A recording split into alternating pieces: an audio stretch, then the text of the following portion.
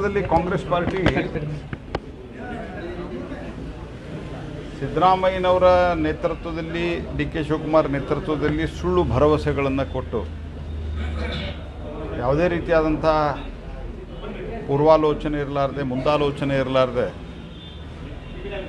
ಗ್ಯಾರಂಟಿಗಳನ್ನು ಕೊಟ್ಟು ಇವತ್ತು ಪರದಾಡೋದು ಒಂದು ಕಡೆ ಆದರೆ ಇನ್ನೊಂದು ಕಡೆ ಕಾಂಗ್ರೆಸ್ಸಿನ DNA ಏನಿದೆ ಭ್ರಷ್ಟಾಚಾರ, ಈ ದೇಶದೊಳಗೆ ಭ್ರಷ್ಟಾಚಾರ ರಕ್ತ ಬೀಜಾಸುರನಂತೆ